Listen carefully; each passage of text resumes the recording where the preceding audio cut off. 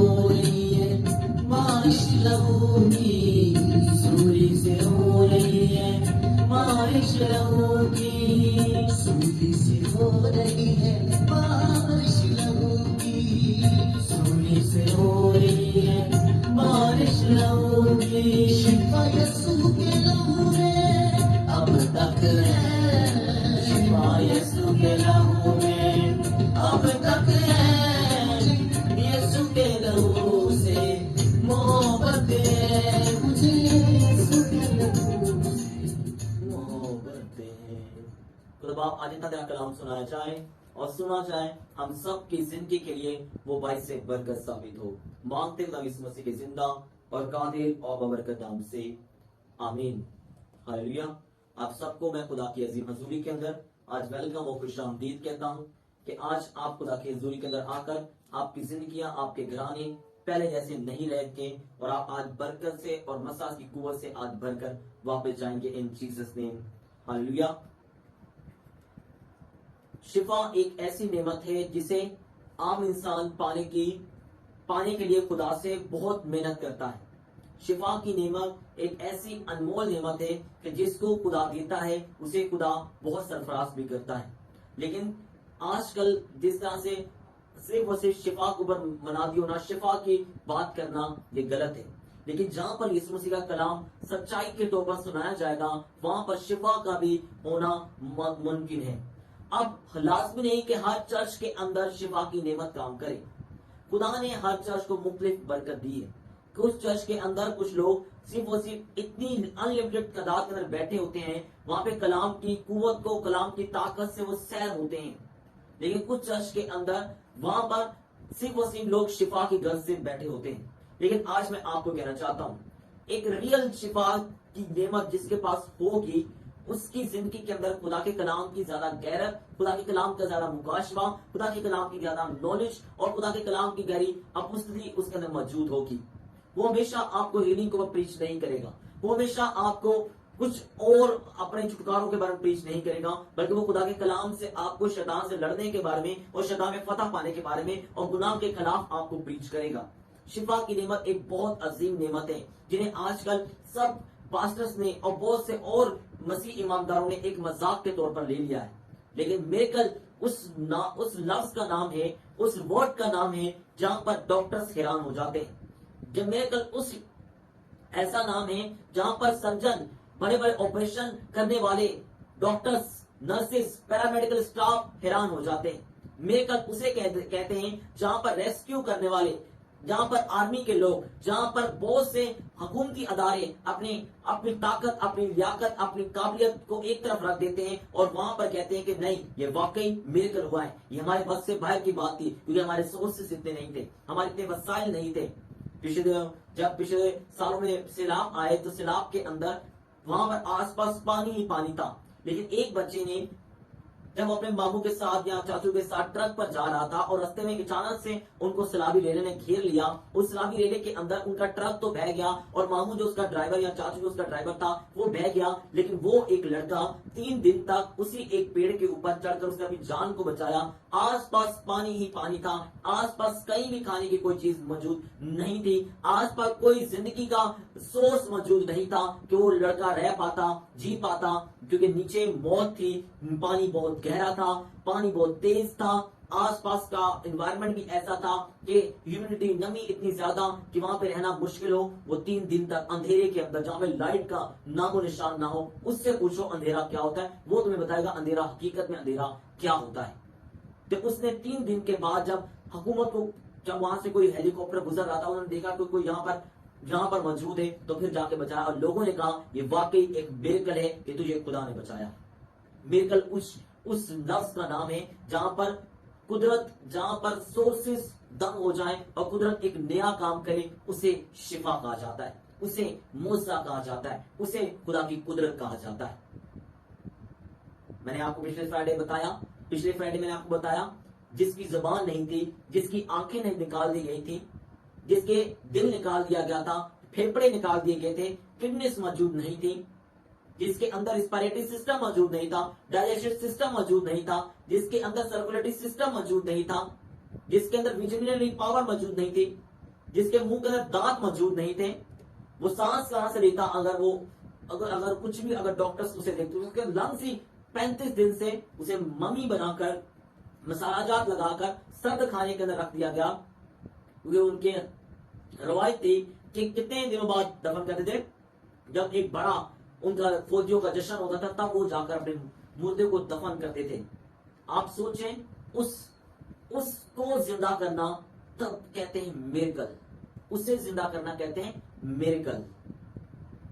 Sir की दर्द ठीक हो जाना ये मिरेकल नहीं, ये खुदा, ये आपको मेडिसिन मिले वो भी ठीक कर लेगी, लेकिन जहां पर डॉक्टर्स जवाब दे जाए, जहां पे साइंस नाम का लफ्ज खत्म हो जाए, उसे मिरेकल कहते हैं, उसे मोजा कहते हैं, उसे शिफा कहते हैं। यीशु मसीह, जब मैं एक दफा लूका की किताब पढ़ रहा था, लूका की किताब के अंदर, लूका की अंजील के अंदर, तो वहां पर यीशु मसीह के पास एक आदमी लाएगा जिसका हाथ सूखा हुआ था।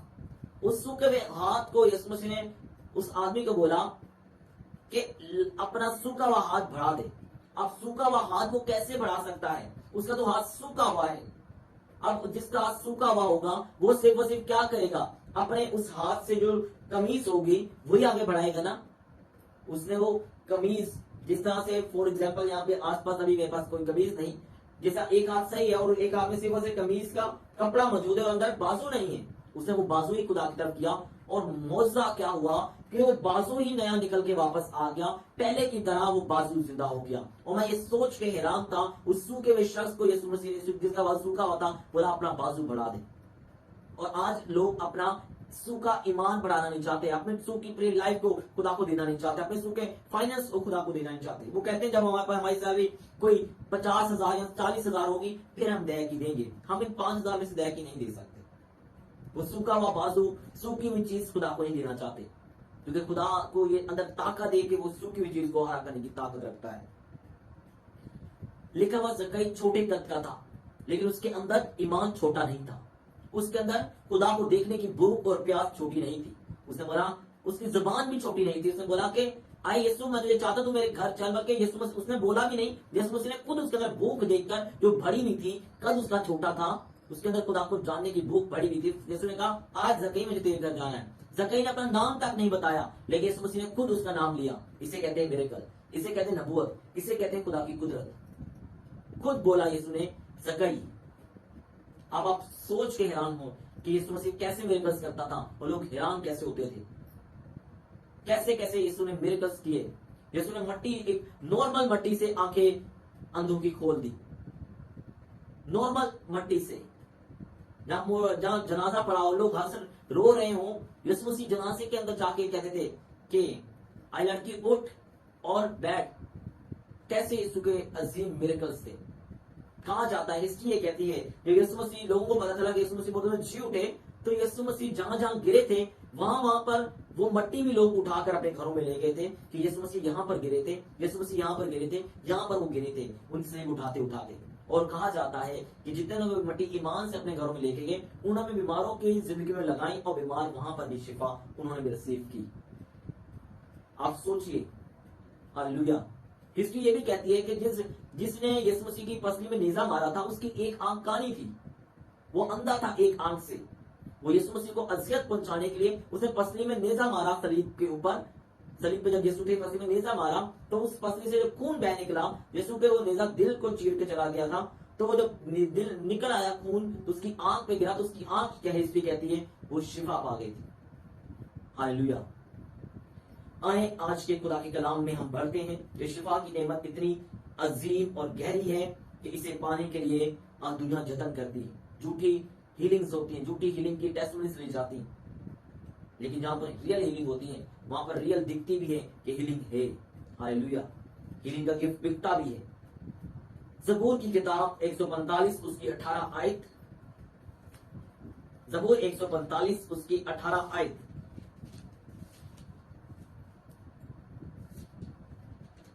ज़बूर 145 उसकी 18 आयत। आप कई दफा इस ज़बूर को, इसकी आयतों को पढ़ चुके हैं, लेकिन 18 आयत में लिखा है, खुदावंद उन सब के करीब है जो उससे दुआ करते हैं, यानी उन सब के जो सच्चाई से दुआ करते हैं। पुराने अहदनामे में यहोवा को खुदावन कहा गया है और नए अहदनामे में यीशु मसीह को खुदावन कहा गया है। हालेलुया। यहाँ पर एक खुदावन उन सब के करीब है जो उससे दुआ करते हैं। कैसे दुआ करते हैं? सच्चाई से दुआ करते हैं। सच्चाई का इब्रानी के अंदर मतलब जो है ईमान के साथ दुआ करते हैं। सच्चाई का और मफहूम जो बनता है वो है क्या? वो बनता है कि यकीन के साथ दुआ करते हैं। जब आप ईमान के साथ और यकीन के साथ दुआ करेंगे तो ये सच्चाई की दुआ आपको क्या देगी? आपको सीधा रास्ता दिखाएगी, आपको गाइड करेगी, आपकी रहनुमाई करेगी। और दूसरा, जब आप सच्चाई के साथ, फेथफुलनेस के साथ आप दुआ करेंगे, ये आपके अंदर पॉजिटिव थिंकिंग को लेकर आएगी, एक अच्छी सोच को, ईमान की सोच को लेकर आएगी, जो आपने अपने फ्यूचर के प्लान्स बनाए होंगे उनके मुताबिक कि मेरे वो प्लान कंप्लीट हो करेंगे, ये काम हो के आएगा, आपको इश्योरिटी होगी, वो होगा। और सच्चाई से दुआ करना आपकी जिंदगी के अंदर एक वैलिडिटी को लेकर आती है, एक यकीन को लेकर आती है कि जो कुछ मैं आज ये मांग रहा हूं ये हो जाएगा। हालेलुया। यहाँ पे क्या लिखा है? खुदा उन सब के करीब है जो दुआ करते हैं। नहीं, ये नहीं लिखा, बल्कि ये लिखा है खुदा उन सब के करीब है जो सच्चाई से दुआ करते हैं। सच्चाई से दुआ मतलब क्या बोला? जो ईमान के साथ दुआ करते हैं, जिनका तवक्कल बाहर जाने के लिए अपने रिश्तेदारों के ऊपर नहीं है, जिनका तवक्कल अपने फाइनेंस को बढ़ाने के लिए अपने दोस्तों के ऊपर, अपने बिजनेसमैन के ऊपर नहीं है, बल्कि खुदा के ऊपर है, जिनका शिफा पाने के लिए ईमान अपने डॉक्टर्स के ऊपर नहीं, मेडिसिन के ऊपर नहीं, अपने पैसे के ऊपर नहीं, और अपने जो माल और स्वभाव उन्होंने बना उस पर नहीं, बल्कि किस पर है? खुदा पर है। मैं ऐसे बहुत से लोगों को जानता हूं जो कि अपने, जिसको अच्छा मतलब ये सलाम दुआ करते हैं कि कल कोई मेरे बेटे को सपोर्ट करेगा, उनकी जूतियां उठा उठा कर देते हुए मैंने देखा है कि ये मेरे बेटे को बाहर लेके जाएगी या लेके जाएगा, तो वो मांगेगी जूती, तो मैं उसे खुद उठाकर हाथों से पहनाऊंगा। अब आप सोचें कितना, अगर इतना ही उसने खुदा को पूजा होता तो खुदा बहुत उसकी जिंदगी के अंदर काम करता। लेकिन खुदा भी फिर कहता है कि जब तू इंसानों की जुतियां उठा रहा है, तुझे मुझ पर तवक्कल नहीं, तो सदा तू जिल्लत और रुसवाई और शर्मिंदगी को देखेगा।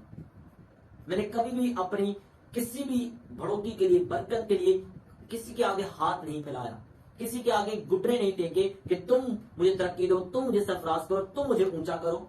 मैं हमेशा खुदा के आगे सरफराजी हो, चाहे मेरी फिजिकल लाइफ हो, चाहे स्पिरिचुअल लाइफ हो, मैं हमेशा खुदा के आगे झुकने को अपनी दर्जा देता हूँ। और कभी अगर मैं इंसानों से कोई तवक्कुल कर मांग भी लूं या कुछ बोल भी दूं ना, तो अंदर से मेरी स्पिरिट बेचैन होती है कि मैंने इंसानों को क्यों बोल दिया ये काम, मुझे खुदा को बोलना चाहिए था काम। आज लोग मिनिस्ट्री का कोई भी कोई भी प्रोजेक्ट शुरू करते हैं, वो लोगों को लिंक्स भेजते हैं कि आप हमें मदद कीजिए, आप हमारी मदद कीजिए। क्या तुमने एक दफा भी खुदा के कदम में झुके कि खुदा आप हमारी मदद कीजिए? कभी मुझे एक लिंक आया कि आप हमारी मदद करें, फलां फलां फलां, मदद तो उनकी हो गई और की भी हमने, लेकिन क्या मैं ये अंदर से सवाल उठता है, क्या आपने खुदा से पूछा कि खुदावन आप इस प्रोजेक्ट में मेरी मदद करेंगे? उसके आगे झुके हैं हम? जब हमारा तवक्कल खुदा पर नहीं होता तो हम इंसानों पर तवक्कल करते हैं, और बाइबल कहती है जो इंसानों पर तवक्कल करेगा वो लामती ठहरेगा, मलाम होगा। हालेलुया। फेथफुलनेस के साथ खुदा से दुआ करते हैं, ईमान के साथ, ये खुदावन तू ही मेरी आस है। हमारा खुदा से हमारा दुआ करना आखिरी ऑप्शन नहीं होना चाहिए, बल्कि पहला ऑप्शन होना चाहिए। जब डॉक्टर्स में रद्द कर देते हैं, हमें मेडिसिन से आंसर हो जाता है कि आप कोई मेडिसिन इस पे एंटीबायोटिक अप्लाई नहीं हो रही, जब हमें कोई ऑफिसर रद्द कर देता है, जब हमें रिश्तेदार हमें जवाब दे देते हैं, कोई शर्मिंदा कर देता है, तो फिर हमारा आखिरी ऑप्शन खुदा होता है। जबकि हमारा पहला ऑप्शन खुदा होना चाहिए कि खुदा पहला ऑप्शन तू है मेरा, इसके अलावा कोई दूसरा ऑप्शन नहीं है कि मैं किसी के आगे झुकूं। तू मुझे सरफराज करेगा तो मैं सरफराज तक पहुंचूंगा।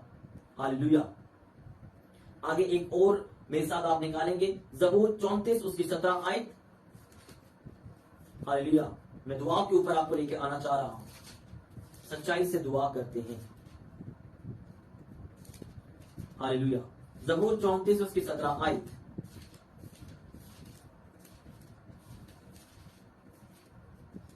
ज़बूर 34 उसकी 17 आयत में लिखा हुआ है,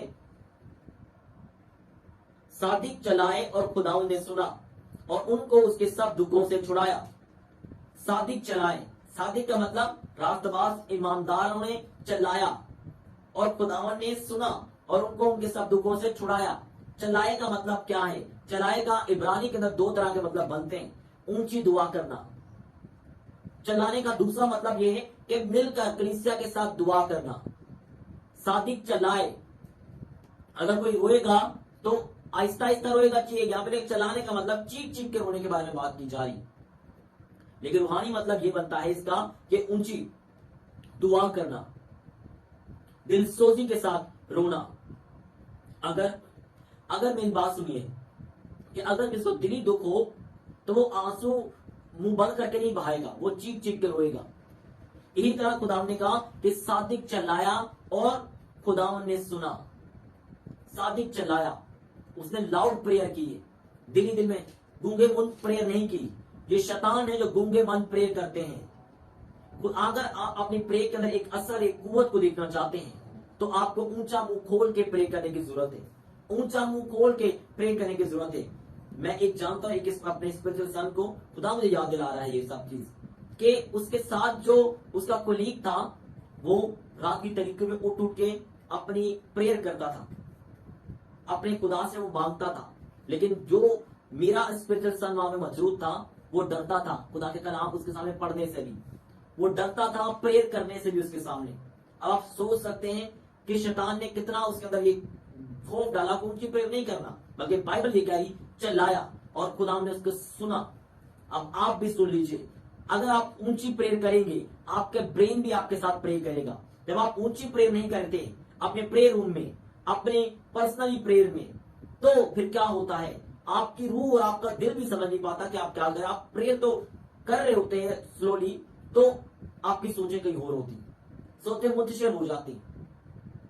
आपको ऊंची प्रेयर करनी, जब अपने प्रेयर रूम में जाए ऊंची आवाज, बगैर शर्माए, बगैर घबराए, बगैर डरे आपको खुदा के सामने प्रे करनी। लेकिन ज़बूर 145 क्या कहता है? सच्चाई से दुआ। जब दिन भर हमने लड़ाई और झगड़े किए होंगे फिर सच्चाई से दुआ नहीं हो पाएगी हमसे, फिर हम दुआ कर वो कुव्वत हट जाएगी हमारी जिंदगी से, फिर हम चला नहीं पाएंगे खुदा की ज़ोरी के अंदर। खुदा की ज़ोरी के अंदर चलाने के लिए, खुदा के ज़ोरी के अंदर सच्चाई से दुआ करने के लिए आपको अपनी लाइफ सेट करनी पड़ती है। आपकी लाइफ के अंदर अगर अटैक्स कम हो जाएं तो फिर आप क्या कर पाते हो? प्रेयर कर पाते हो। कई बार अटैक्स खुदा बढ़ाता है ताकि तुम ज्यादा प्रे कर पाए, लेकिन कई बार अटैक्स आपको प्रे करने से रोकते हैं। कई बार, ज्यादा बार नहीं, क्योंकि कुछ अटैक्स ही आपको प्रे करने में मजबूर करते हैं। जिसे आपके दोस्तों ने सताया, आप उन्हें मना नहीं कर पा रहे, लेकिन आप उन्हें प्रेम में याद करते हो कि खुदावन इसने मुझे डिस्टर्ब किया, इसने मुझे फलां से किया, तो वो अटैक्स खुदा के ने आपको बढ़ाने के लिए दिए। कुछ अटैक्स आपको ऐसे होते हैं कि जो आपकी प्रे लाइफ को गिरा के रख देते हैं। तो उन अटैक्स का आपकी लाइफ के अंदर कम होना जरूरी है, खत्म होना जरूरी है, स्टॉप होना जरूरी है। जिस तरह से आपकी जिंदगी के अंदर लड़ाई और झगड़े के अटैक्स हैं, क्योंकि जब दुआ आपके अंदर, दुआ का मसा मौजूद नहीं होगा, आप सच्चाई से दुआ नहीं कर पाएंगे। जब आपके अंदर दुआ की मसा मौजूद नहीं होगा, आप खुदा के सामने ऊंचा चला नहीं पाएंगे, क्योंकि अंदर से गुनाह आपको क्या दे रहा होगा? इल्जाम दे रहा होगा। अंदर से गुनाह आपकी आंख को बुझा रहा होगा। आपको अपने मसा को मेंटेन रखना पड़ता है, अपनी लाइफ को पूरा दिन, पूरी जिंदगी, पूरा आपको सेट करनी पड़ती है अपनी लाइफ, अगर आप प्रेयरफुल हैं। प्रेयर दुनिया का ऐसा काम है जो कि पास्टर्स भी करने से पहले घबरा जाते हैं। उनकी जिंदगी के अंदर भी प्रेयर नाम की चीज मौजूद नहीं है। वो पास्टर्स तो हैं, वो बिशप्स तो हैं, वो बड़े बड़े प्रॉफिट अपोस्टल्स तो हैं, लेकिन उनकी जिंदगी में प्रेयर नाम का लफ्ज मौजूद नहीं है, क्योंकि इसको करने से ही आपकी लाइफ के अंदर एक स्टेबिलिटी आती है, राइट डायरेक्शन आती है, यकीनी आती है। और लिखा हुआ है सादिक चलाया, खुदा ने उनको सब दुखों से छुड़ाया। दुखों से छुड़ाए से मराद क्या है? खुदा ने अभी ही अपनी अदालत को जारी कर दिया, अभी अपनी अदालत को हासिल कर दिया, हासिल अदालत खुदा ने जारी कर दी। लेकिन अगर सादिक चलाएगा नहीं, अपनी लाइफ को सेट नहीं करेगा, उन अटैक्स को खत्म नहीं करेगा, जितना जनाकारी के अटैक जब आपके पास रोज होंगे तो आप दुआ नहीं कर पाओगे। आप रोज अपने गुनाहों की पहले माफी मांगोगे, जब माफी मांगोगे फिर खुदा ने आपको क्या गाइड करना है। फिर वो बुझ चुका है, गुनाह जनाकारी करके, जनाकारी देखकर, जनाकारी की बातें करके, लड़ाइयां करके उसने उस आग को बुझा दिया है जो आपने दुआ की थी। और क्या आपकी जिंदगी में अटैक्स हो सकते हैं? चोरी का अटैक हो सकता है। आपको मालूम है मैंने दिन भर चोरी की है, कुछ पैसे हेरफेर किए हैं, कुछ चीज हेरफेर की है, धोखा किया है। अब मैं शाम को कैसे चलाऊंगा खुदा के हुजूर में? और आपको खुद भी यकीन होता है कि अब खुदा मेरे जिंदगी में इंसाफ नहीं करेगा, मेरी जिंदगी में वो काम नहीं करेगा जो मैं खुदा से चाहता हूं। आपको अपनी लाइफ को मैनेज करना पड़ता है, बहुत से कामों को स्टॉप करना पड़ता है, बहुत सी चीजों से आपको इनकार करना पड़ता है। आपका प्लान शॉपिंग का है, लेकिन अगर आपके अंदर एक दुआ की कुव्वत है तो आप अपने टाइम को मैनेज करेंगे और पहले आप घर पर आएंगे ताकि आप शाम को दुआ भी कर पाए। लेकिन अगर आपकी जिंदगी के अंदर कोई भी खुदा की भूख और प्यास और खुदा से मिलजुल की ताकत मौजूद नहीं, दुआ के अंदर आपको यकीन नहीं है, आप 4 घंटे 6 घंटे शॉपिंग में गुजारेंगे, क्योंकि आपको मालूम है कि मेरा यकीन दुआ पे नहीं है। लेकिन जिनको अंदर एक लगाव है कि नहीं, प्रेयर मेरी सब चीजें हैं, चाहे शॉपिंग मेरी आधे घंटे की हो, लेकिन प्रेयर मेरी ज्यादा होनी चाहिए, प्रेयर का टाइम मेरा मैनेज होना चाहिए। हालेलुया। लिखा हुआ है, उनको सब दुखों से छुड़ाया, सादिक चलाया। सादिक को मेहनत करनी पड़ेगी अपनी आवाज खुदा तक पहुंचाने के लिए। सादिक को आजकल फेसबुक से फुर्सत नहीं मिलती, सादिक को आजकल अपने घर की बातें करने से फुर्सत नहीं मिलती, तो खुदा उसे प्रेयर रूम में क्या खास गाइड करेगा, क्या रहनुमाई करेगा, क्या सीधा मार्ग दिखाएगा, क्या कंफ्यूजन को दूर करेगा, क्या खुदा उसकी जिंदगी के अंदर काम करेगा। उसकी लाइफ मैनेज नहीं है, उसकी लाइफ एक बेईमानों से भी बदतर हो चुकी है कि उसकी लाइफ के अंदर प्रे का शेड्यूल नहीं। मैं बहुत से पास्टर्स को जानता हूं जो कि अपने घर से निकलते हैं, उनकी जिंदगी में कोई प्रे का शेड्यूल नहीं है, कभी इस घर में जाना है, कभी उस घर में जाना है, कभी फलां घर में जाना है। उनकी लाइफ में कोई मैनेजमेंट नहीं है, कोई सिस्टम नहीं है, कोई प्रे का शेड्यूल नहीं है। तो आपको प्रे का शेड्यूल बनाना पड़ेगा, खादमीन की तरह नहीं बल्कि बाइबल की तरह। प्रे का एक फैसला करके चलना पड़ेगा कि प्रे करनी है। दिन में 20 मिनट 25 मिनट तुम्हें दुआ करने ही करने हैं, जो मर्जी हो, दुआ में वक्त गुजारना ही गुजारना है। वो रटी रटाई दुआओं के बारे में बाइबल ये नहीं कह रही कि वो सुनी जा रही है। बाइबल कहती है ईमान से की गई दुआ, मतलब उस वक्त खुदा ताजा चश्मा जो आपके अंदर से बह रहा होगा वो दुआ सुनता है खुदा। वो रटी रटाई नहीं जो आपने सुबह की शाम को की, वो प्रेयर नहीं। ताजा चश्मे की बात खुदा कर रहा है कि वो प्रेयर जो तेरे अंदर से ईमान के साथ और रूह की रहनुमाई के साथ होगी। हालेलुया। आपको प्रेयर के लिए कुर्बानी देनी पड़ेगी। आप चाहे 2 घंटे बाइबल पढ़ते हो, अगर आप प्रेयर नहीं करते तो आपका वो बाइबल पढ़ना कभी आपके लिए फायदेमंद नहीं हो सकता। आपको प्रेयर करनी है, प्रेयर की आदत अपनानी है। जिनको प्रेयर की आदत आ जाएगी उन्हें खुदा की रहनुमाई लेना आसान होगी। प्रेयर की आदत अपनाओ। 5 मिनट से शुरू करो, 10 मिनट से शुरू करो, 20 मिनट से शुरू करो। पर्सनली अपना टाइम खुदा को दो। पर्सनली हर बात खुदा को बताओ, अपने हर बात का इकरार खुदा के सामने करो, खुदा से भी रहनुमाई लो। कलाम भी आप पढ़ो, लेकिन प्रेयर भी आपकी होनी जरूरी है, क्योंकि जब भी आप साहिबे दुआ बन पाओगे। साहिबे दुआ एस्टैब्लिश करते हैं अपने प्लान्स को, जो उनके बाप दादा कभी नहीं कर पाए वो कर जाते हैं। जो घर कभी वो बना नहीं पाए, साहिबे दुआ अपने घर को बना जाते हैं। साहिबे दुआ अपने कैरियर को सेट कर जाते हैं, अपने फाइनेंस के रास्तों को खोल जाते हैं। लेकिन जिनको दुआ नहीं आती वो हमेशा ये करेंगे कोई बाहर का ट्रिक लग जाए, बाहर एक दवा चले जाए, बाहर से होकर आ जाए। तो बाहर से भी होकर आ जा, बाहर वाले मुझसे दुआ करवाते हैं, खुदा से मांगते हैं कि खुदा हमें कुछ मिल जाए, सेटल हो जाए। यहाँ पे तंगी बहुत करते हैं, क्या करें। आपको यहाँ अपनी लाइफ ब्लेस गुजारनी है, यहाँ से स्टार्ट करो लाइफ ब्लेस गुजार। बाहर खुदा पहुंचा देगा इस जिंदा नाम से। हालेलुया। मुकाशवा की किताब 3 बाब आखिरी आयत में आपके पढ़ूंगा। मुकाशवा की किताब 3 बाब उसकी 18 आयत। वादा करके आज उठना कि खुदावन मैं 20 मिनट 15 मिनट आधा घंटा रोज दुआ किया करूंगा, प्रैक्टिस करूंगा दुआ करने की। तू मेरी मदद करना, तूने वादा किया है मैं कमजोरों की मदद करूंगा, तेरा रूह मेरी मदद करे। कलाम तो मैं पढ़ लेती हूँ 10 बाब, दुआ मुझे करनी सिखा। मुकाशवा 3 बाब उसकी 18 आयत। इसलिए मैं तुझे सलाह देता हूं, मुझसे आग में तपाया हुआ सोना खरीद ले। अब ये आग में तपाया हुआ सोना क्या है? आग में तपाया हुआ सोना खरीद ले। ये सोना जो है ये बादशाही को जाहिर करता है। ये आग में तपाया हुआ सोना खरीदने से मुराद क्या? अपनी पाकीज़गी मुझे दे। जब खुदा से खरीदने की चीज, खुदा से हम चीज कैसे खरीद सकते हैं? अपनी पाकीज़गी देकर, अपनी वफादारी देकर, अपनी प्रेयर लाइफ को बेस्ट देकर, अपनी वफादारी देकर, अपनी गुनाहों से अलहदगी को देकर। खुदा इन सब को देखकर आपको एक चीज देगा, वो लिखा हुआ है आग में तपाया हुआ सोना खरीद ले। मतलब फ्रेश सोना है जिसमें मिलावट नहीं, क्योंकि आग इसलिए लिखा गया है कि उसमें कोई मिलावट नहीं, क्योंकि सोना वही है जो आग में पिघले ना। क्योंकि दूसरी जो चीज होगी वो पिघल जाती है, लेकिन जो कुंदन होता है जिससे बिल्कुल खालिश होता है वो आग में पिघलता नहीं है। इसलिए लिखा गया आग में तपाया हुआ सोना खरीद ले। मैंने आपको बोला सोना किसको जाहिर करता है? बादशाही को। खरीद हम कैसे सकते हैं? अपनी अपनी खुदा से, अपने खुदा के कलाम मुताबिक कामों को करके। वो हमारा क्या है? प्राइस है। पाकीज़ की हमारा प्राइस है। और पाकीज़ की प्राइस है, प्रेयर प्राइस है, फास्टिंग प्राइस है, बीच बोना प्राइस है।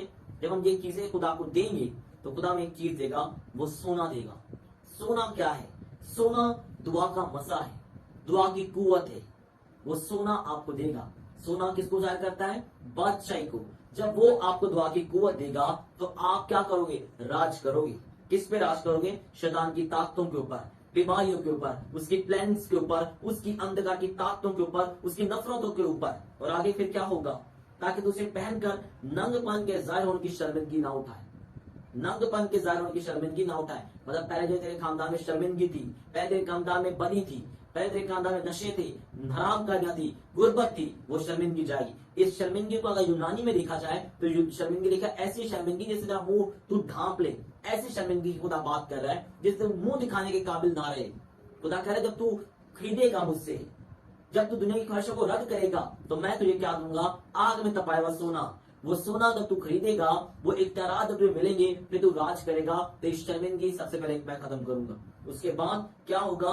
ऐसी शर्मिंदगी जिससे क्या मुंह दिखाने के काबिल नहीं, वो शर्मिंदगी खत्म करूंगा। फिर लिखा हुआ है आंखों में लगाने के लिए सुरमा ले ताकि तू बीना हो जाए। मतलब फिर तू देख पाएगा। फिर पहले तू शर्मिंदगी थी, तू मुंह छुपाता फिरता था और कहीं देखने के काबिल नहीं था, हमेशा नीचे सर रख के चलता था। लेकिन खुदा कहता है फिर मैं तेरी आंखों में सुरमा भी दूंगा, आंखों में लगाने के लिए सुरमा भी दे ताकि तू आगे तक देख पाए, दूर तक देख पाए और जांच पाए कि कौन खुदा का जन है, कौन शैतान का जन है जो तुझे डिस्टर्ब करता है, जो तेरी लाइफ के अंदर साजिशों को, प्लानिंग्स को और अपनी नाकामियों को और अपनी सब्ट्रैक्शन को लेकर आता है ताकि तेरी जिंदगी के अंदर वो सब रखे। देखा हुआ है? तुझे दिखाई देगा कि खुदा के काम कहां पर है, तो दिखाई देगा शैतान के काम कहां पर हो रहे हैं। तो दिखाई देगा कौन सा पर्सन खुदा की तरफ से, कौन सा इंसान खुदा की तरफ से अपॉइंट नहीं, कौन सा चर्च खुदा की तरफ से, कौन सा चर्च खुदा की तरफ से नहीं, कौन सा कलाम खुदा की तरफ से, कौन सा कलाम खुदा की तरफ से नहीं। कहां पर खुदा की रूह काम कर रही है, खुदा पे खुदा की रूह काम नहीं कर रही। इस हर प्रॉब्लम का तुझे हल मिलना शुरू होगा क्योंकि तू प्रॉब्लम सॉल्विंग बन जाएगा। तो तेरी आंखों में सुरमा होगा खुदा का। हालेलुया। आग में तपाया हुआ सोना दुआ का मसा है। और ये दुआ का मसा मैंने आपको पहले बोला कि आपको कुर्बानियां दे के मिलता है, ऐसे नहीं मिलता। दिन में लड़ाइयां करके आप शाम को दुआ पे नहीं बैठ सकते। कुछ लोगों की आदत है दिन में लड़ाइयां करके शाम को दुआ में बैठ जाना। और मैं हैरान हूं दुआ कर कैसे लेते हैं ये लोग, रटी रटाई प्रेयर करते हैं। आप सोच लीजिए लोग ऐसे भी चल जाते हैं और दिखा देते हैं लोगों को। दिखावा मतलब कर कैसे लेते हैं? मैं तो हैरान हूं लोगों के इस दिखावे से। लोग कर कैसे लेते हैं दिखावा दुआ करने का? मुझसे तो नहीं होती ऐसे प्रे के गुनाह करके मैं दुआ में बैठ जाऊं, होता नहीं, मुश्किल होता है प्रे करना। लेकिन आपको मैं कहना चाहता हूं कलीसिया कि अगर आप साहिब दुआ हैं, आप दुनिया की सबसे बड़ी जंग कर रहे हैं। आप अगर दुआ में जीत गए, आप दुनिया की हर चीज ले सकते हैं, दुनिया की हर जगह पहुंच सकते हैं, दुनिया की हर चीज के काबिल आप बनेंगे और खुदा बेस्ट टाइम में वो देता जाएगा। ये खुदा ने कलाम मुझे बुध के रोज आपके लिए दिया। ये आयत तीनों जो हुई वो खुदा ने मुझे दी ताकि आयतों को आप तक पहुंचाया जा सके। मैंने ख्वाब के अंदर, रोया के अंदर देखा कि एक सोने की दीवार है, उसमें ईंटें लगी हैं और उस ईंटों को मुझे खुदा ने दिखाया। उस ईंटों के साथ ये आयत आई मुकाशा 3:18, मुझसे आग में तपाया हुआ सोना खरीद ले। और इसकी आयत की तशरीह खुदा ने मुझे क्या दी कि दुआ का मसा मुझसे खरीद ले ताकि तू दुआ कर पाए और यही कलीसिया को कलाम तू सुनाना। हालेलुया। ये आपके लिए आज का कलाम है। ये आपको आज खुदा का कलाम सुनाया गया है कि आपको दुआ को बनना है। हालेलुया। हमें पढ़े लिखे कम बनने की जरूरत है, हमें दुआ को ज्यादा बनने की जरूरत है। फिर पढ़े लिखे लोग जो जिस्मानी पढ़े लिखे होते हैं वो शरारतें ज्यादा करते हैं, चर्च के अंदर शरारतें करते हैं, वो पादरियों की खिदमत में शरारतें पैदा करने की कोशिश करते हैं। लेकिन जो रूहानी पढ़े लिखे होते हैं वो शरारतें नहीं करते, वो ताबेदारी करते हैं, वो संजीदगी इख्तियार करते हैं, वो इंतजामात के ताबे रहना सीखते हैं। वो खादमीन को चलाते नहीं, वो चर्चेस को भगाते नहीं, वो अपने कंट्रोल में करने की कोशिश नहीं करते, बल्कि वो कंट्रोल में रहना सीखते हैं। God bless you all. खुदा आप सबको रूहानी ताबेदारी, रूहानी खुदा के आप फर्जंद बनाए ताकि आप शरारते नहीं बल्कि खुदा के ताबे रहकर खुदा के कामों को कर सकें। हालेलुया। खुदा आप सबको दुआ की कुव्वत दे। आज इसी पैगाम को यहाँ पर मैं आपके साथ आमीन कहता हूँ कि आप दुआ को बनेंगे, आप दिन में जरूर खुदा के साथ बातचीत करेंगे और एक वक्त आएगा आप आग के स्टोरों की तरफ बढ़ेंगे, भड़केंगे और दुआ के उस मुकाशफे को, उस भेद को आप ले लेंगे जो कि आपके लिए हर चीज को इम्पॉसिबल को पॉसिबल करके दिखा देगा। God bless you all. अपने हाथों को उठाएंगे आसमान की तरफ और बोलेंगे खुदा मैं आपसे वादा करता हूँ कि मैं दुआ करूंगा। खुदा मैं तुझसे मेहनत करता हूँ, मुझे दुआ की ताकत दे खुदावन। मैं कमजोर हूँ, तू मेरी मदद कर ताकि खुदा मैं दुआ कर सकूं। मैं अपने हर गुनाह को छोड़ता हूँ। मैं दिन भर खुदा जिंदगी ऐसी गुजारूंगा कि मुझे मालूम हो कि मैंने शाम को दुआ में बैठना है, मैं दोपहर को दुआ में बैठना है, मैं सुबह दोपहर को दुआ में बैठना है।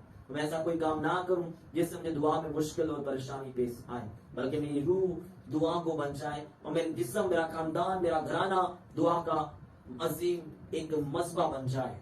माफ देखना इस मसीह के जिंदा और काले नाम से, आमीन।